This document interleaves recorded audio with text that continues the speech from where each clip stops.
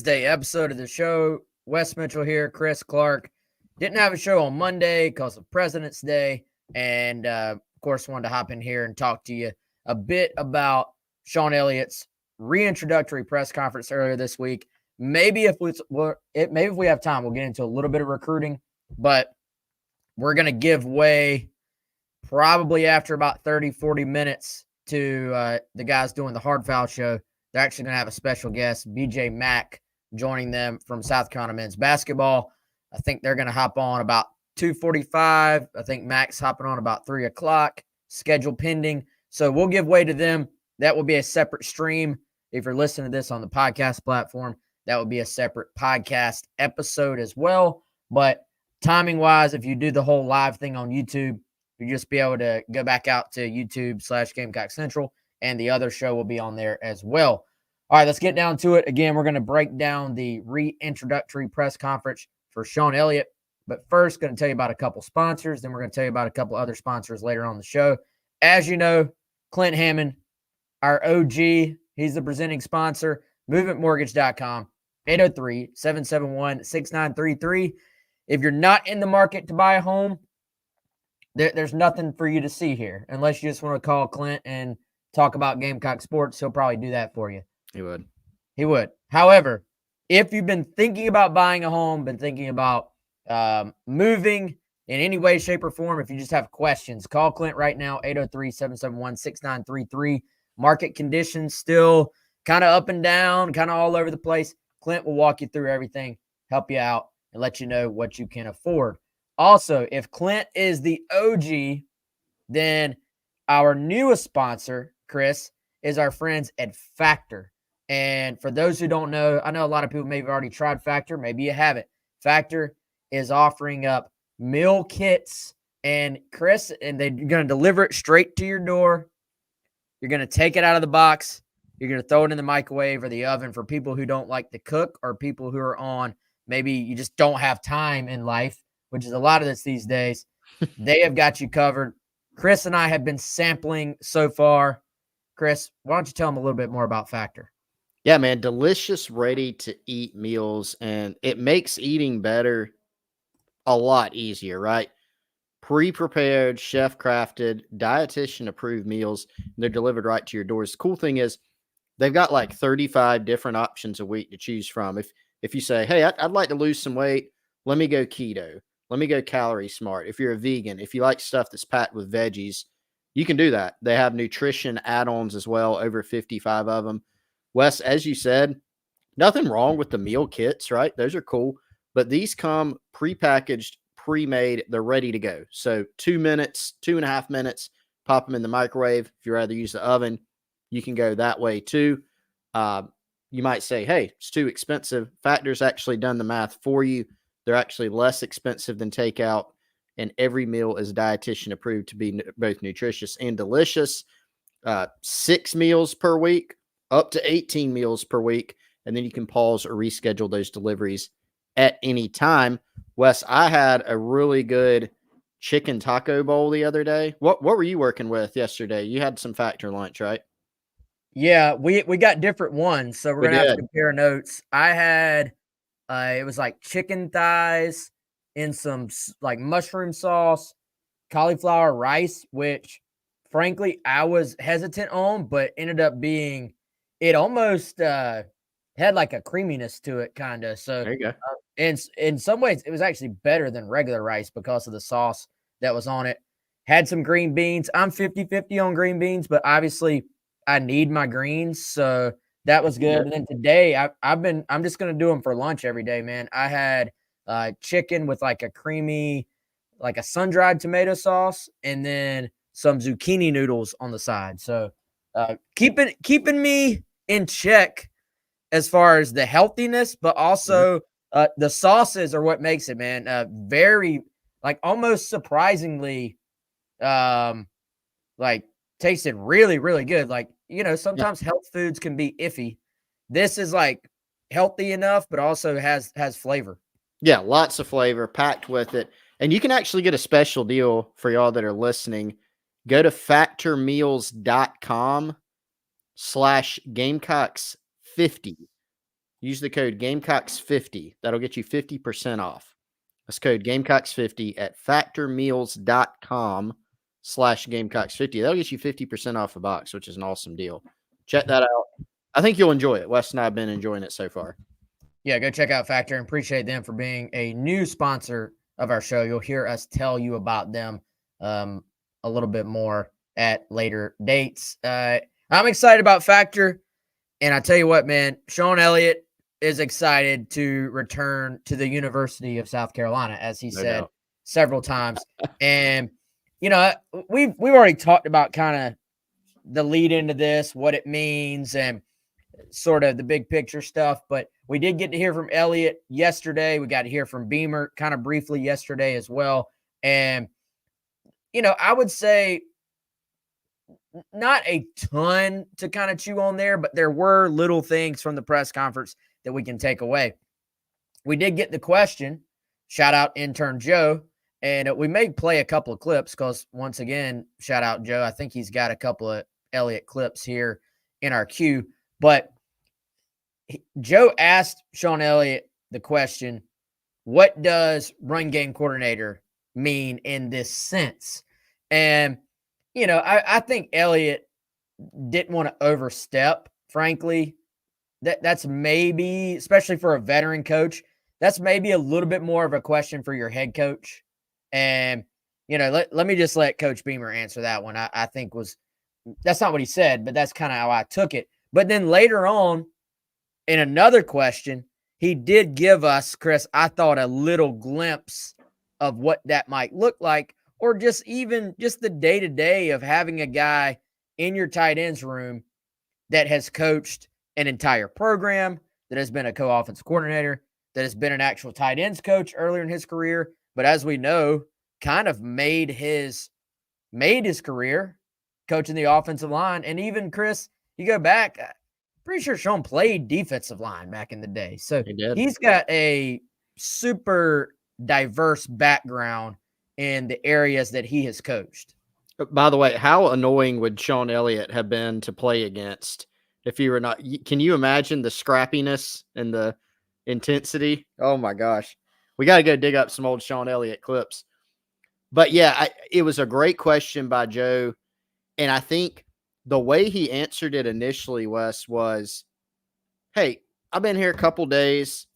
We're in the process. We got to meet with the staff. We got to figure all that out. But then later he was asked a question about working with his working relationship with Lonnie Teasley, the offensive line coach, and what that will look like. Hey, Coach Elliott, you have tons of experience. Coach Teasley is, you know, a younger guy who's been a great recruiter at South Carolina. Will you be able to help him? And that's when he kind of dove in a little bit more to the role. So I'm glad he didn't punt either of those questions. Like you said, some guys might have gotten up there and said, I'll let Coach Beamer answer that, you know, or given something very vague and vanilla. But within those two questions, you did get an answer that I thought was fair, gave you some information, but didn't overstep, like you said, Wes. And basically what he landed on the second question was, yeah, I hope I can help Lonnie out. And then I hope he can help me out. And I hope the rest of the coaches can help me out.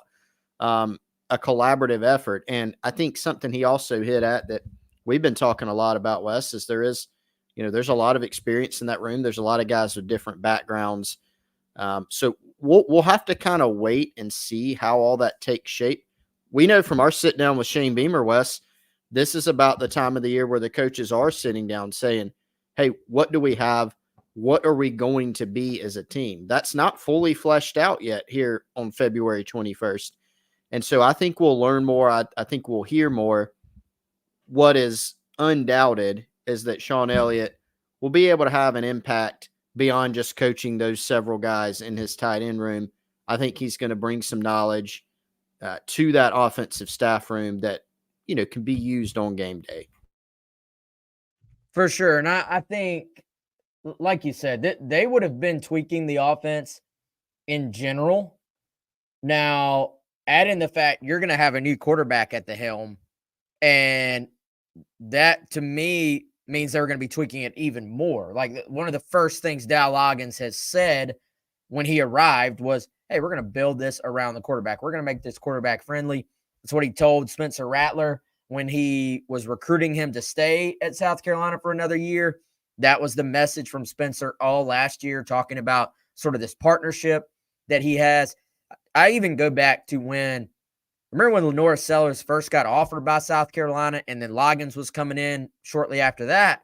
And I remember interviewing Lenora Sellers at the Shrine Bowl and him saying, hey, that Dow Loggins has said, hey, this is going to be a quarterback friendly system. We're going to build everything around the quarterback. So it just so happens that as you sort of transition to what is going to be a QB run friendly scheme, whether it's Sellers, which again, we still think it is, or Robbie Ashford, who's going to compete for that job. Either way, you're going to have a quarterback that's got wheels, a quarterback that can effectively force the defense to take into account their run game ability.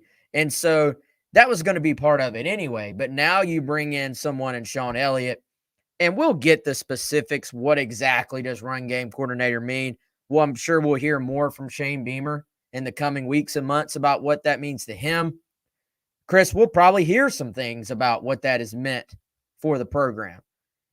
But at the very least, when they're sitting down and having these kind of everybody throws something against the wall meetings, and they're talking about, hey, well, I like this with this skill set of player against this defensive front, you're going to have a guy in the room who has a load of experience in Shawn Elliott, not just in the run game in general, but in having quarterbacks who run the football. I mean, I'm sure he's coached a couple of guys here and there that weren't running quarterbacks, but throughout his career, especially when he's been in charge, it's involved a runner, I feel like.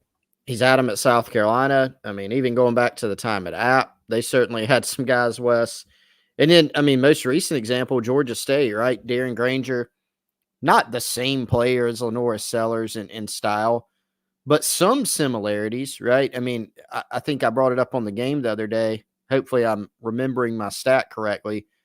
But last season, the 2023 season, Darren Granger ran double-digit carries in almost every game. I think there were only 3 games he had like 9 carries. The bowl game, he had 24 carries. So this is a guy that they ran a good bit.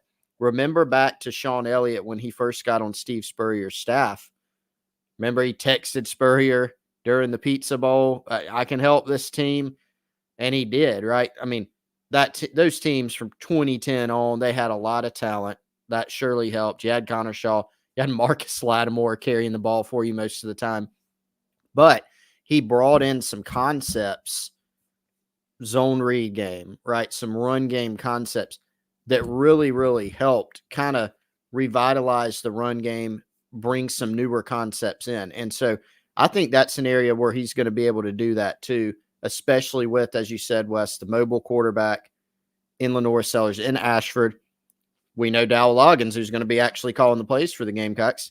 He's got that experience too, not calling the plays, but seeing it from working under and with Kendall Browse at Arkansas when they had Rocket Sanders, now a Gamecock, and then obviously KJ Jefferson. I'm fascinated, Chris, by somebody who, or as somebody who I'm not a coach. I can't sit there and draw up a bunch of stuff on a board for you, but I am fascinated by the different scheme approaches that you see, especially in college football, where it can be a little bit more dynamic, a little bit more diverse about what you may see from week to week compared to the NFL, where a lot of it is very, very similar. And I think, and this will be something that would be interesting to go back and look at too, would be to watch some of Briles' film at Arkansas with Jefferson and Rocket, and then compare it to some of the stuff that Shawn Elliott's doing. I think we know, at least going back to his time with Connor Shaw and that group here, Elliott, it's a lot of inside zone. It's a lot of zone read, some outside zone mixed in. You know, Briles, I think, is a little bit more, and I'll have to double check this. I know there's some counter involved there. I think a little bit more gap scheme potentially. I'm going to double check that. You look at some of the things going back even to Oklahoma and what Lincoln Riley was doing there with their running game. There's a lot of different ways South Carolina could go with this, I think, and a lot of different ways they could use Sellers' skill set. Even, you go back to the Connor Shaw era at South Carolina. I don't really think the RPO game was really just as much of a thing at that time. That kind of took over college football a little bit later in the process. And so you would imagine that's going to be a big part, especially with the arm that Sellers has. He's not just a runner. I think the RPO aspect will be at least a part of what South Carolina does. So really, there's thousands of little intricate ways South Carolina could take this thing. Like the easy answer is, oh yeah, inside zone, outside zone, zone read, some gap scheme, some counter, you just name the concepts, some quarterback power. Yeah, that all the above. But what do they really decide to major in? What does this really look like? What fits the skill set of this offensive line as they continue to, hopefully lean on that younger group that got a lot of playing time last year with some veterans kind of sprinkled in there too. I think in a big picture standpoint, what I'm trying to say, we know it's going to be more quarterback run. From a really nuanced standpoint, there's a ton of different directions they could take this thing. Yeah, I agree. And that's what's going to be so fascinating in spring. We actually get a little bit of a glimpse of some of the things they're going to do. I don't think we'll have a great idea, Wes, because we're going to get to see, just bits and pieces. I think we're really going to know, when the season starts, quite frankly, in several months. I think we're going to hear some bits and pieces too as spring goes along, summer, into preseason camp. Hey, expect a little bit more of this. But I think some of this is going to be kind of quiet. It's going to be behind the scenes. And again, I'll go back to what I said earlier. Beamer's conversation with us, I'm sure that, look, I don't want to give the impression they're going in and they're going to have a staff meeting tomorrow and they're going to say, well, what you got? What y'all think we should do? It's not like that. They obviously have some things off of last year even that they can build upon. They have plenty of ideas. They've scouted other teams, et cetera, but what are you going to be? What, like you said, Wes, what are you going to major in? And some of that probably you're going to be feeling out, to be quite frank, during the spring, but you probably have a better idea philosophically of kind of the shift in the direction you're going to go. But there is a lot of knowledge in that staff room. There's a lot of experience, a lot of voices, right? And so I'm really, really curious and fascinated to see what comes out on the other side, especially given that, but especially given the personnel that they have this season. Well, it sort of kept catching my attention, Chris, how many times Beamer has now made that comment. He said it in the press conference and said it to us in our sit down with him. That comment about it can be lonely sitting in the head coach's chair and it can be lonely sitting in the OC chair, particularly. And I think Beamer kind of, I don't want to say let something slip, but he sort of told us without saying, oh, this was a big issue. The fact he brought it up and said, you want for there to be some ideas on the headset on a game day if the OC needs some ideas to be thrown at him on the headset. And I don't think there's going to be any lack of ideas at this point. You look at, they've brought in Joe DeCamillis, who, yes, is, of course, going to be the special teams guy, but he is now going to be incredibly factored in terms of game day decisions and fourth downs. And, do we go for it here? Are we aggressive here? Are we a little bit more conservative here? He's going to be involved in that. But then you just look at the experience you've added in terms of play calling or head coach experience, or in some cases, running an offense as the quarterback. Your running backs coach and Marquell Blackwell has OC experience and was the trigger man for the offense at USF as the QB. So he gets the big picture. You obviously have a guy in James Coley who is incredibly experienced at the Power 5 level and has been in the OC role. Then, of course, you add in a Shawn Elliott to this mix as well. It almost is going to be a matter of, if you're Dow Loggins, if you're Shane Beamer, it's the opposite problem almost. How do you condense this down into what are we actually going to be? What do you want to be as a whole? And for Shane Beamer, I think it's going to be about kind of in a real world sense, managing all the different, these are guys that have been very successful and I think have not egos, but they just have big personalities. So managing all those personalities and making it all fit, making it all work now becomes a part of this as well. Yeah, and I think honestly, Wes, that's probably what you need. And I'm not sitting here projecting that. You're right; they do have some big personalities in that room, in the offensive staff room, and I'm not saying there's going to be any issues, but it's okay if you do have disagreements, right? Or if there are a lot of differing opinions or just a lot of opinions. I think some of that is healthy, right? Because that means you're probably getting better. And, we know that in all three phases, to go back to our talk with Beamer, he wasn't satisfied with any of them last year. And so the changes and the tweaks have been different. There have been more changes to the offensive side of the ball. Now, you can take out, Pete Limbo, there's one coordinator for special teams, right? So that was a big, big change.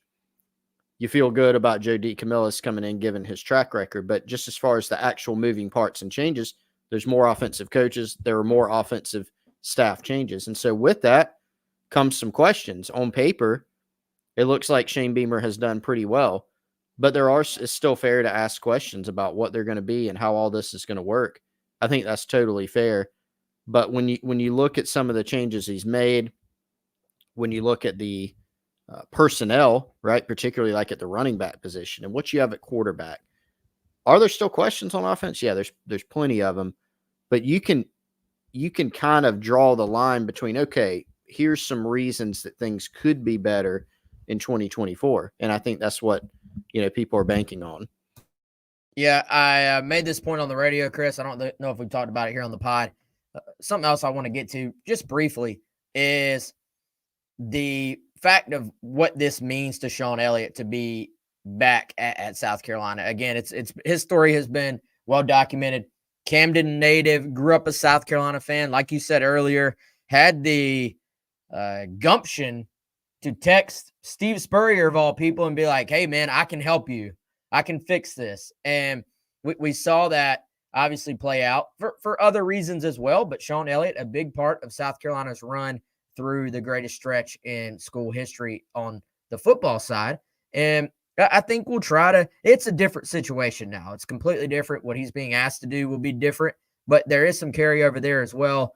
And I do want to get into how it's probably a little bit more of a no-brainer for Shawn Elliott specifically to take this role than it would be on the surface if you just saw the headline,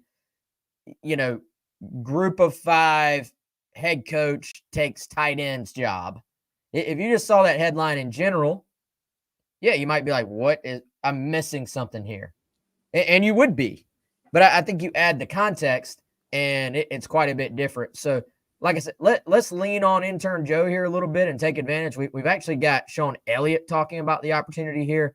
I'm going to play that, and then we're going to give our thoughts on why this really probably had way more check marks in the pro category as opposed to the con category than it might seem on the surface. Certainly an awesome opportunity to be back here in Columbia, South Carolina with the University of South Carolina. It's, to be honest with you, it almost seems like I haven't left. From afar and then from a near also, I've always kept up with the University of South Carolina, how they were doing in so many different ways. I believe everyone knows here that my family still resides here in Columbia, so the transition from Atlanta back here to Columbia was very, very easy.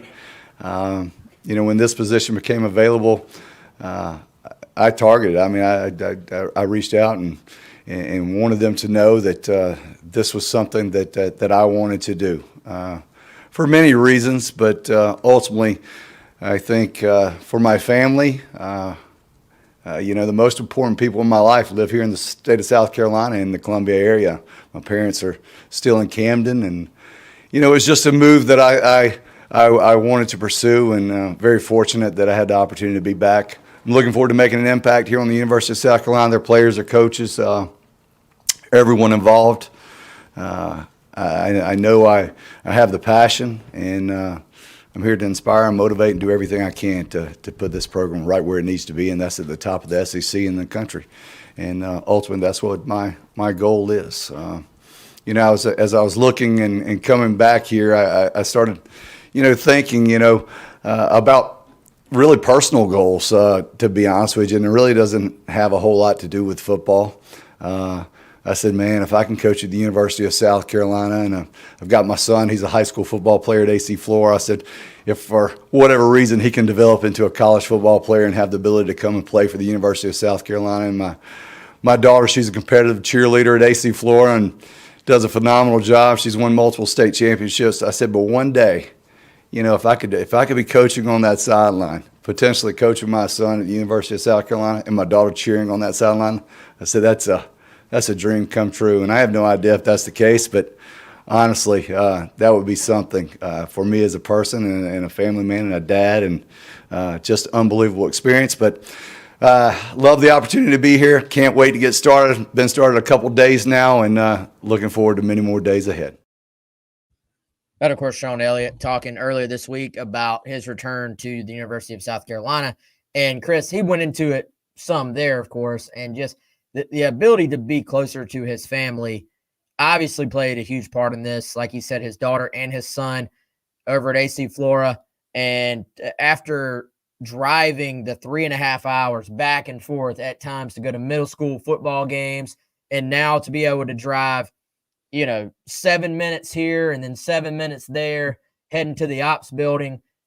You're, like I said earlier, man, you're going down Rosewood Drive and George Rogers Boulevard instead of going down, I-20 in Atlanta and dealing with downtown Atlanta traffic. So I think even once you dive into like the professional side of it, it does kind of make a little more sense there too than you would think on the surface, because you're making $811,000 as public information.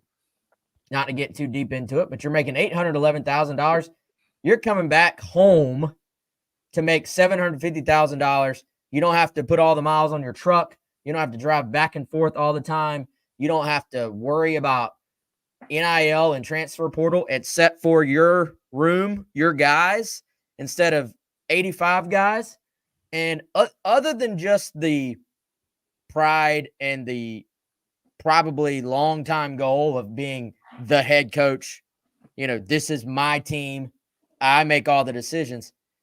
But once you get that out of your system, maybe he's just experienced that now. Maybe other things, it appears by the decision making here, other things are more important. So I feel like once you kind of get that part of it out of the way, it borderline is a no-brainer for Shawn Elliott once you kind of dive deeper into it.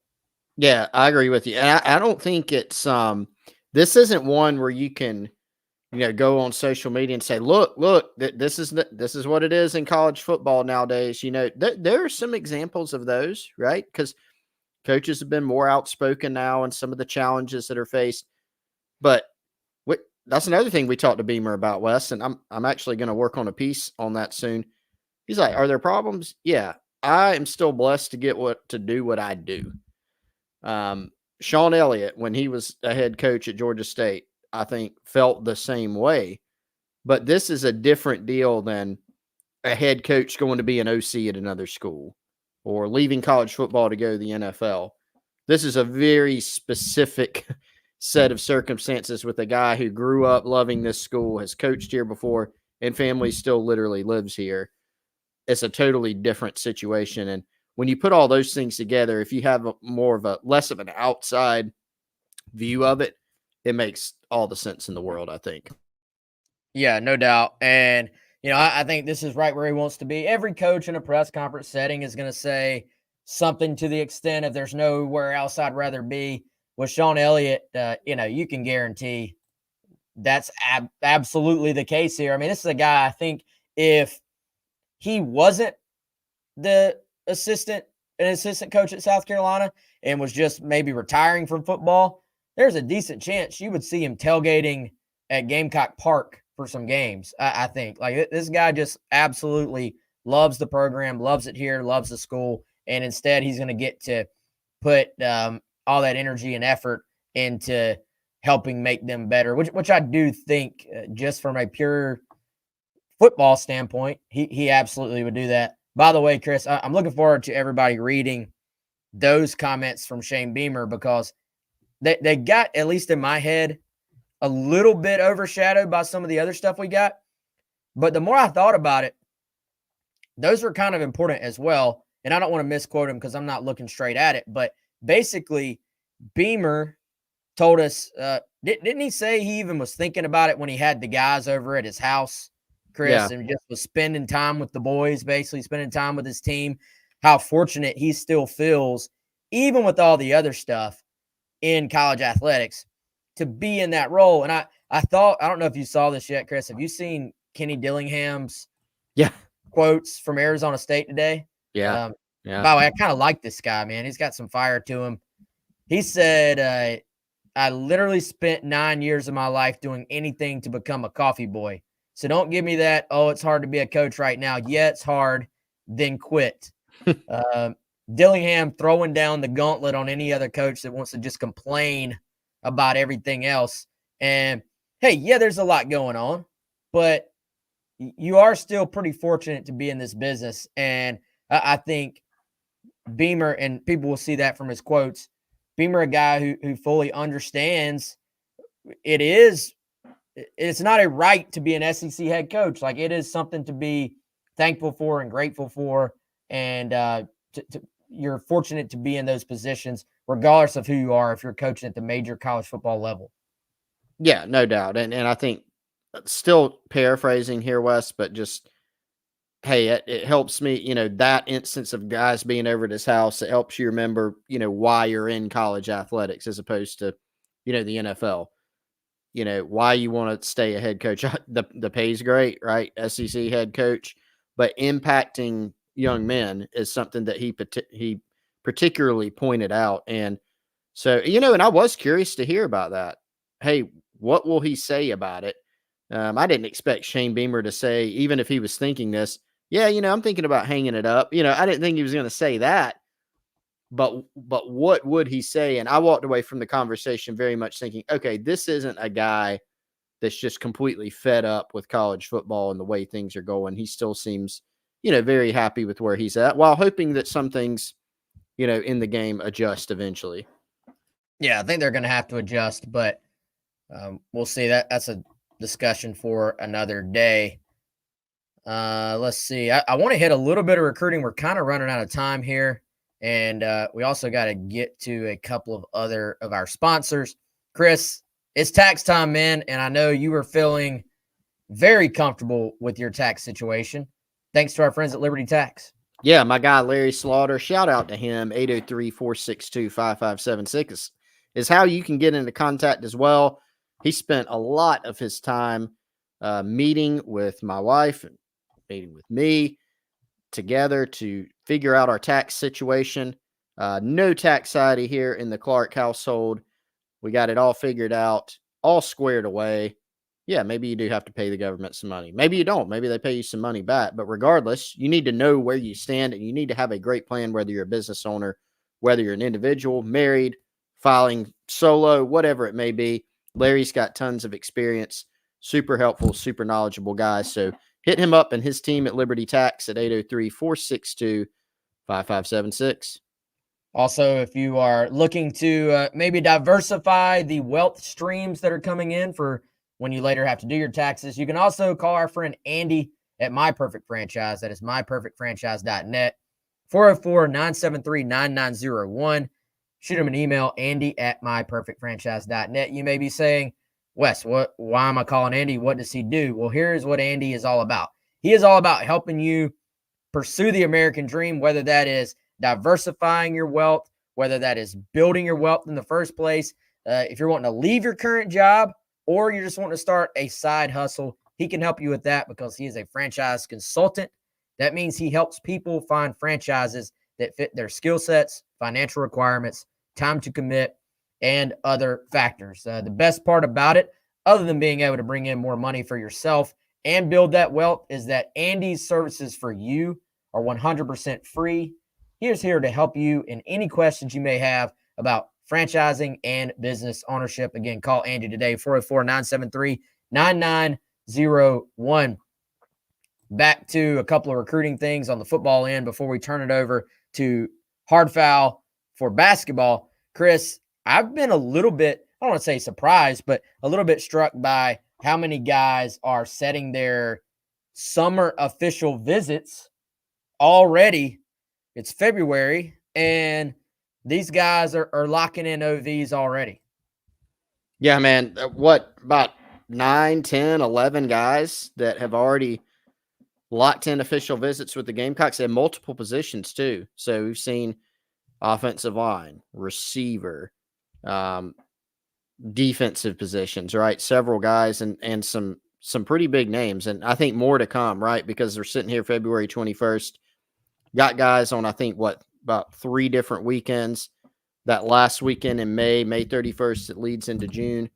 And then a weekend or 2 in June as well. So some nice names as this list starts to take shape. One of them, Wes, I mean, starting point for me, thinking about some in-state guys, Malik Clark, obviously the wide receiver out of Rock Hill, who, picked up an offer in January. It seems like James Coley has really continued to advance that recruitment. Something else I'm going to be writing about soon, Wes. I really feel like, side note, James Coley at some point is going to emerge kind of out of nowhere with they're in the game with that guy type of wide receiver.